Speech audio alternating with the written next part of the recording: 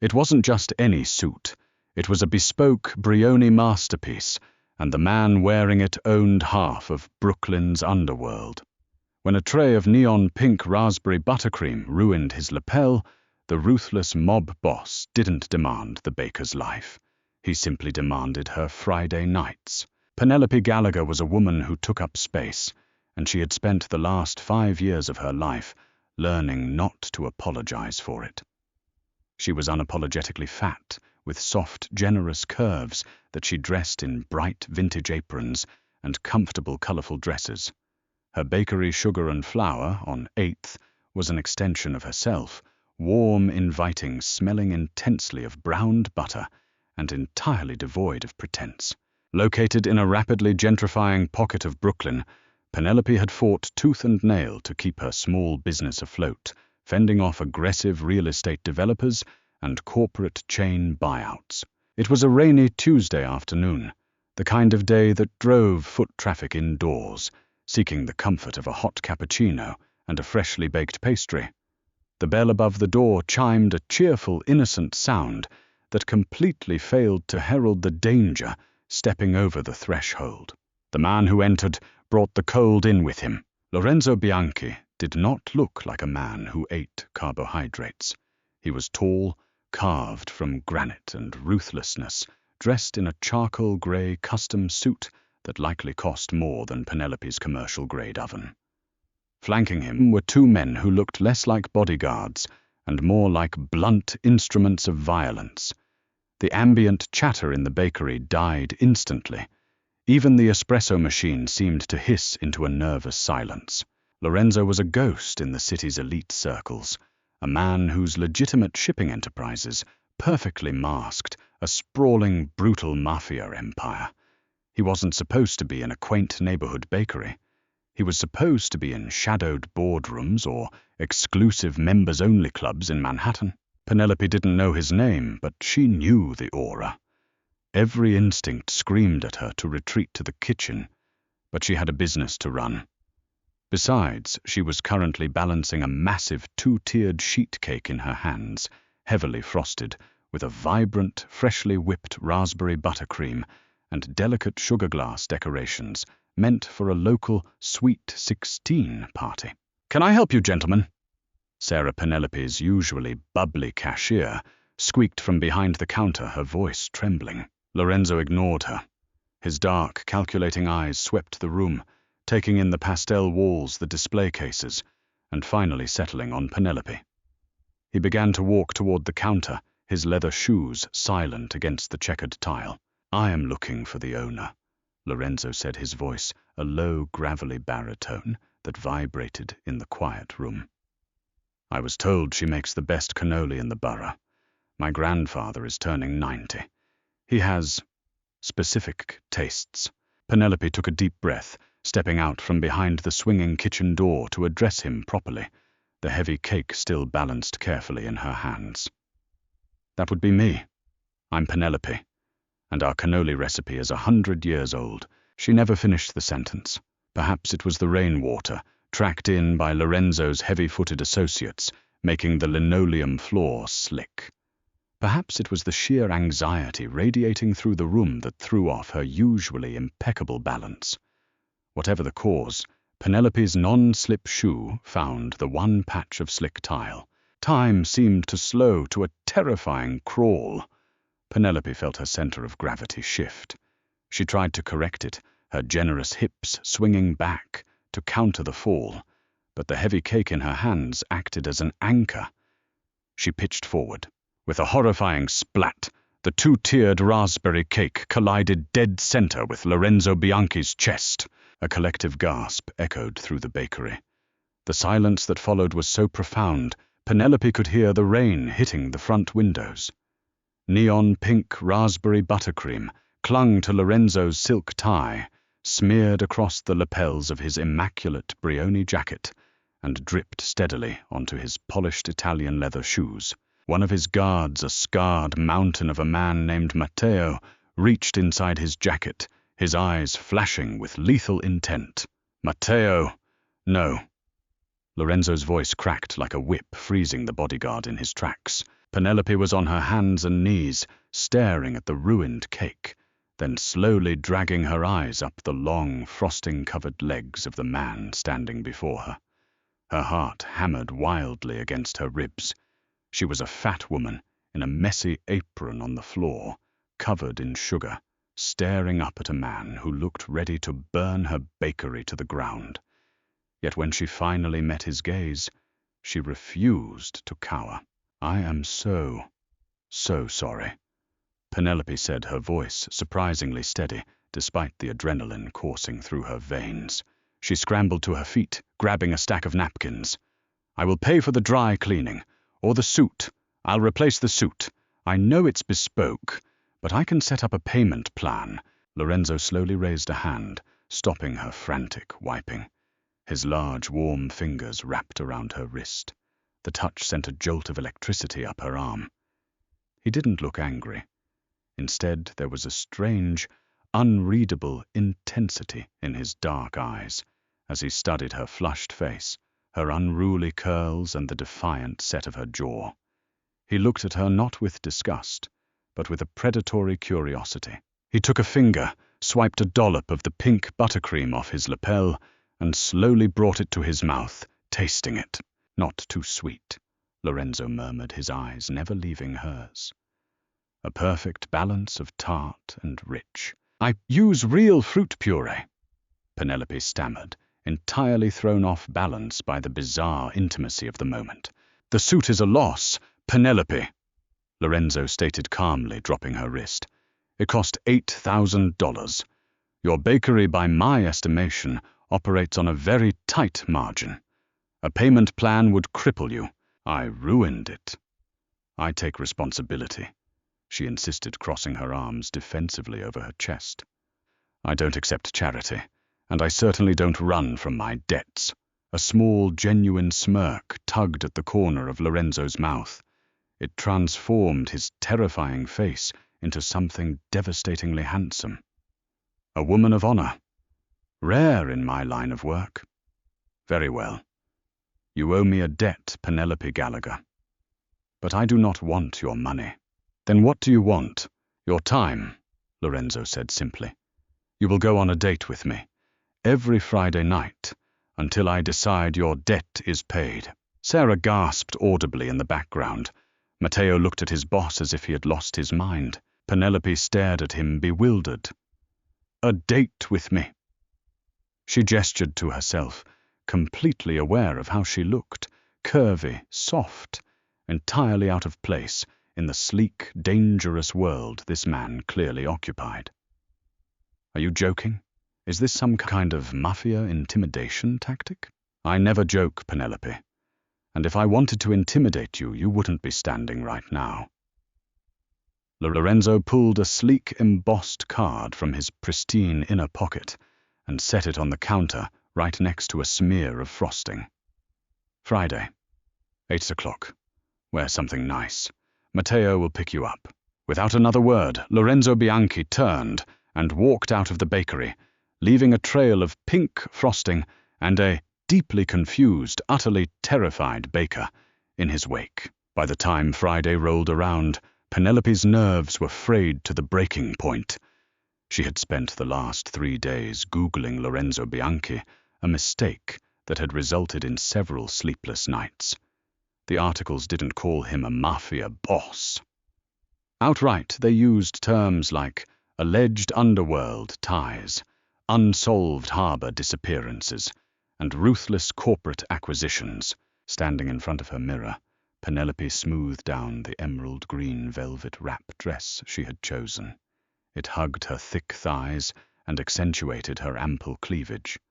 She loved her body, but the fashion industry didn't, and finding high-end clothing that fit her frame was always a challenge. She usually dressed for comfort, but tonight she wanted armor. If she was going to be paraded around as some mobster's strange inside joke or punishment, she was going to look spectacular doing it. At exactly 7:55 p.m., a matte black Maybach pulled up to the curb outside her Brooklyn apartment. Matteo the Giant from the bakery stepped out holding a massive black umbrella to shield her from the evening drizzle. "Miss Gallagher." Matteo grunted, opening the door. He didn't look happy. In fact, he looked distinctly on edge. "Just Penny is fine, Matteo," she said, sliding into the luxurious leather interior. Lorenzo was already inside, waiting. The air in the car was thick with the scent of expensive cologne and danger. He wore a midnight blue suit tonight, and when his eyes landed on her, a visible flicker of heat flashed in his gaze. He didn't look at her like she was a punchline. He looked at her like a starving man looking at a feast. "You look breathtaking," Lorenzo said, his voice dropping an octave. "And you look like a man who isn't wearing frosting." Penelope shot back, trying to keep her tone light to mask her hammering heart. "Where are we going? Am I going to end up at the bottom of the East River if I order the wrong appetizer?" Lorenzo let out a low, genuine laugh. "No river. We are going to La Tusi, and you can order the entire menu if you wish." Dinner was a surreal experience. Penelope was acutely aware of the stares they received when they walked into the exclusive West Village restaurant. She knew what people saw: a powerful, statuesque, traditionally handsome billionaire, accompanied by a fat, ordinary baker. She braced herself for the whispers for Lorenzo to subtly hide her in a corner booth. Instead, Lorenzo demanded the center table. He held her chair, his hand lingering on the bare skin of her shoulder just a second longer than necessary. As the evening progressed, the tension slowly bled out of her. Lorenzo was a surprisingly attentive companion. He didn't talk about his businesses. Instead, he asked her about her baking, listening with rapt attention as she animatedly described the science of laminating dough and the history of her grandmother's recipes. When the food arrived, Penelope hesitated. Years of societal conditioning told her to order a salad to eat daintily in front of a wealthy, attractive man. Lorenzo noticed her hesitation. He reached across the table, his fingers gently tracing her knuckles. "Do not do that," he commanded softly. "Do what? Pretend to be someone else. You are a woman who understands indulgence, Penelope. It's what makes your art so incredible. Eat, enjoy it. I have zero interest in a woman who counts almonds." Relieved, Penelope dove into the rich truffle pasta. They shared wine, they traded sarcastic banter, and for a fleeting hour, Penelope forgot she was sitting across from a deeply dangerous man. But reality has a way of crashing the party. Midway through dessert, the atmosphere in the restaurant subtly shifted. A man approached their table. He was gaunt, with slicked-back hair and a tailored suit that didn't quite hide his nervous energy. Penelope noticed Matteo standing near the bar instantly, tense, his hand moving imperceptibly to his jacket. "Lorenzo," the man said, his smile failing to reach his cold eyes. "What a surprise. I didn't think this was your usual scene. And who is your lovely, robust companion?" The insult was thinly veiled. Penelope felt her cheeks burn, her defensive walls slamming right back up. Lorenzo didn't look at the man. He took a slow sip of his Barolo wine, set the glass down, and finally turned his head. The warmth that had been in his eyes when he looked at Penelope was entirely gone, replaced by a terrifying dead emptiness. "Carmine," Lorenzo said smoothly. "I wasn't aware the Vitiello family was still allowed below 14th Street. You are interrupting my dinner." Carmine bristled, glancing at Penelope with a sneer. "Just paying my respects, Bianchi, though I see your tastes have broadened." Lorenzo stood up. The movement was so smooth, so entirely devoid of wasted energy. It was predatory. The restaurant went dead silent. Even the string quartet in the corner faltered. Lorenzo stepped into Carmine's personal space. He didn't yell. He didn't throw a punch. He simply leaned in and whispered something into Carmine's ear. Penelope couldn't hear the words, but she saw the exact moment the blood drained from Carmine Vitiello's face. The rival mobster swallowed hard, took a stumbling step back, and practically fled the restaurant. Lorenzo sat back down, casually straightening his cuffs. He looked at Penelope, his gaze softening instantly. My apologies. Where were we? You were telling me about the lemon zest. Penelope stared at him, her appetite entirely gone. The illusion of a normal date was shattered. What did you say to him? Nothing that concerns you, Miyakara, Lorenzo replied smoothly. It concerns me if I'm sitting at the table, Penelope insisted, her voice trembling slightly. Who was that? Lorenzo sighed, signaling for the check. That was a man who forgot his place, and you are a woman who needs to understand something. He leaned across the table, his dark eyes locking onto hers with an intensity that stole her breath. You are not a joke to me, Penelope. You are not a punishment. The frosting was just an excuse. Penelope blinked, stunned. An excuse for what? To finally talk to you, Lorenzo confessed quietly. I have owned the building your bakery is in for 3 years. I have watched you through the window every morning when I review the block's accounts. I watched you fight off developers. I watched you laugh. I watched you build something beautiful. He reached out, cupping her cheek. His thumb brushed over her soft skin. When you fell on me, it was the perfect opportunity. I am a selfish man, Penelope. I take what I want, and what I want every Friday night is you. But if you walk away now knowing who I am, I will not stop you. I will wipe your debt clean. Penelope sat frozen. This wasn't a Mafia boss torturing a clumsy baker. This was a predator who had finally found a way to corner his prey, and the terrifying truth was the prey didn't want to run. She looked at his hand, large and lethal, resting so gently against her face. She took a deep breath, the scent of expensive wine and danger filling her lungs. I don't run from my debts, Lorenzo, she said softly. A triumphant, dangerous smile spread across his face. The game had just begun, and Penelope knew she was entirely out of her depth. Friday nights bled into Saturday mornings, and the arrangement that had begun as a debt quickly morphed into a dangerous obsession.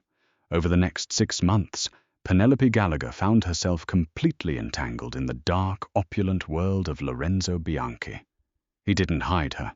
He paraded her through the velvet-roped VIP rooms of Manhattan and the exclusive, dimly lit speakeasies of Brooklyn. Penelope, with her thick thighs, soft belly, and unapologetic curves, was a stark contrast to the rail-thin socialites and Mafia wives who usually occupied those spaces. Yet with Lorenzo's heavy possessive arm draped around her waist, no one dared breathe a word of disrespect. Behind closed doors in his sprawling Tribeca penthouse, the fearsome mob boss shed his armor. He worshipped Penelope's body with a reverence that left her breathless. He would trace the stretch marks on her hips as if they were constellations, burying his face in the soft, generous flesh of her stomach. You are real, he whispered one night, his voice thick with an emotion he usually kept buried. In a world made of plastic and lies, you are the only real thing I have. But reality in Lorenzo's world was soaked in blood. The illusion of safety shattered on a suffocatingly humid Tuesday in August. Penelope was at Sugar and Flour on 8th, working late after Sarah had gone home. She was kneading a massive batch of brioche dough, the physical exertion, a welcome distraction from her growing anxiety over Lorenzo's recent unexplained absences. He had been tied up in family business, and Matteo's ever-present scowl had deepened into something genuinely lethal. The heavy iron bell above the bakery door didn't chime. The entire glass storefront simply exploded inward. Penelope screamed, throwing her arms over her head, as a wave of tempered glass rained down across the display cases, shredding the pastel cupcakes and artisan breads. 2 men stepped through the jagged frame. They weren't Lorenzo's impeccably dressed soldiers. They wore cheap leather jackets and carried heavy steel crowbars. Penelope recognized one of them from the police blotters Sarah sometimes read aloud a low-level enforcer named Sal the Razor Maroney, a known associate of Carmine Vitiello. "Well, well," Sal sneered, kicking a crushed box of macarons across the tile. "Carmine sends his regards. He thought Bianchi's new pet needed to learn a lesson about playing in the deep end." "Get out of my bakery!" Penelope yelled, her voice shaking, but her grip on the heavy French rolling pin tightening. She was terrified, but this shop was her life's work. She refused to cower. "Big girl with a big mouth," the second thug laughed, stepping forward and swinging his crowbar into the espresso machine. It hissed violently, spewing scalding steam and water across the counter. "Carmine says Lorenzo took something of his at the docks last week, so we're taking something of his." Sal pulled a glass bottle from his jacket, a rag stuffed in the top reeking of gasoline. Panic seized Penelope's chest. They weren't just here to intimidate her. They were going to burn her livelihood to the ground. Adrenaline, pure and desperate, flooded her veins. As Sal fumbled with a cheap plastic lighter, Penelope didn't run for the back door. She lunged forward. With all the weight and momentum her heavy frame could muster, she swung the solid wood rolling pin over the counter, catching Sal squarely in the jaw. There was a sickening crack, and he went down hard, the unlit Molotov cocktail shattering uselessly against the linoleum. The second thug roared in anger, raising his crowbar. Penelope stumbled back, slipping on the mix of gasoline and crushed pastries, bracing for an impact she knew would kill her. A deafening gunshot echoed through the bakery so loud it rattled Penelope's teeth. The thug with the crowbar dropped his weapon, clutching a shattered kneecap, and collapsed to the floor, screaming in agony. Standing in the shattered doorway was Matteo. His gun was drawn, a silencer screwed onto the barrel, his chest heaving. Behind him, the matte black Maybach was parked at a sharp angle on the sidewalk. "Ms. Gallagher," Matteo said, his voice terrifyingly calm as he stepped over the groaning men. "Mr. Bianchi requested I bring you home early." Penelope sat on the floor, covered in flour, gasoline, and powdered sugar, staring at the ruin of her sanctuary. The reality of dating a Mafia boss had finally arrived at her doorstep, bringing fire and violence with it. She dropped the rolling pin, her hands trembling violently. Lorenzo didn't return to the penthouse until 3 in the morning. Penelope was sitting on the edge of the massive king-sized bed, clutching a silk robe tightly around her plump frame. She had scrubbed the smell of gasoline from her skin, but the memory of the shattering glass was etched into her mind. When the bedroom door opened, she braced herself. Lorenzo looked like a man who had walked through hell. His bespoke suit was ruined, not with pink buttercream this time, but with dark, drying blood. His knuckles were bruised and split. He stopped in the doorway, his eyes locking onto her. The lethal cold fury that radiated from him was so intense it made the air in the room feel heavy. "Are you hurt?" His voice was a guttural rasp. "No," Penelope said quietly. "Matteo got there in time. What happened to Carmine?" "Carmine is no longer a concern," Lorenzo replied flatly. He walked into the adjoining master bathroom, stripping off the ruined jacket and tossing it carelessly into a corner. He turned on the faucet, washing the blood from his hands. Penelope stood up, her bare feet silent on the plush carpet. She walked into the bathroom and stood behind him, looking at his reflection in the mirror. They were going to burn it down, Lorenzo. My bakery. My life. He turned around, his wet hands gripping her shoulders. "I will buy you a new one. 10 of them. Anywhere in the city.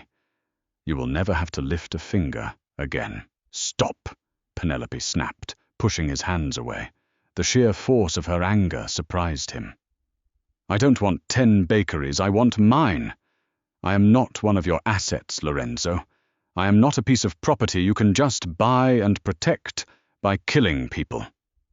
I am a fat, messy, flour-covered baker who works 14 hours a day, and I love my life." Lorenzo stared at her, his dark eyes narrowing. You almost died tonight because of me. I almost died because I chose to be with you. She shot back, tears finally spilling over her cheeks. But I won't hide, and I won't let you put me in a gilded cage. If we are doing this, you do not get to dictate my life. I will rebuild Sugar and Flour on 8th. I will stand behind that counter every single day. And if your enemies come for me again, they better bring more than a crowbar, because I am not a fragile little mob wife. For a long, agonizing moment, the most dangerous man in New York City just looked at her. Then slowly the tension bled from his jaw. A profound, overwhelming reverence washed over his features. He pulled her against his chest, burying his face in her thick curls, uncaring of the blood still lingering on his shirt. "You are a queen," he murmured against her ear. "My fierce, beautiful queen. No one will ever touch you again. I swear it on my soul." Lorenzo kept his promise. The rebuilding of Sugar and Flour on 8th took 3 months. During that time, the underworld of New York shifted drastically. Lorenzo, recognizing that his proximity to street-level violence was a liability to the woman he loved, ruthlessly consolidated his power. He shifted his family's primary operations into legitimate international logistics and high-end real estate. He didn't go completely straight. A shark never loses its teeth, but he buried his illicit dealings so deep that no rival family would ever dare cross the boundaries he drew. On the morning of the grand reopening, the Brooklyn street was packed. But alongside the neighborhood locals and loyal customers, there was a different presence. Heavy, dark SUVs lined the block. Men in sharp suits stood at the corners, keeping a watchful, silent vigil over the shop.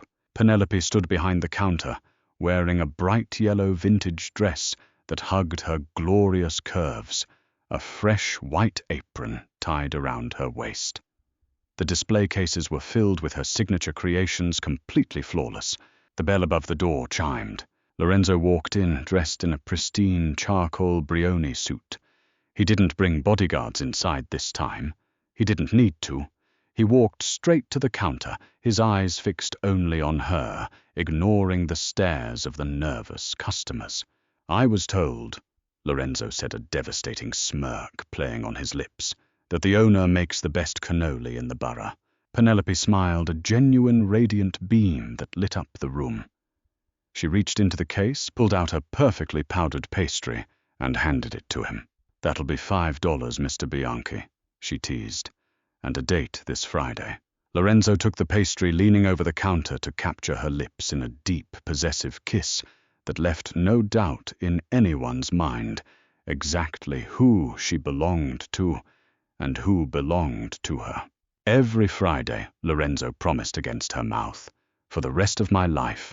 And that is how a ruined suit turned into a lifelong Mafia romance. Penelope proved that true strength comes in all shapes and sizes, and Lorenzo learned that you don't mess with a baker and her rolling pin.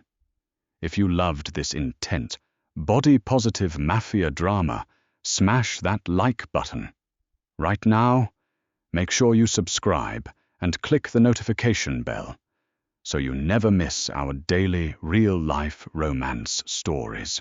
Share this with a friend who loves a good plot twist and comment below what would you do if a Mafia boss demanded a date. Thanks for watching.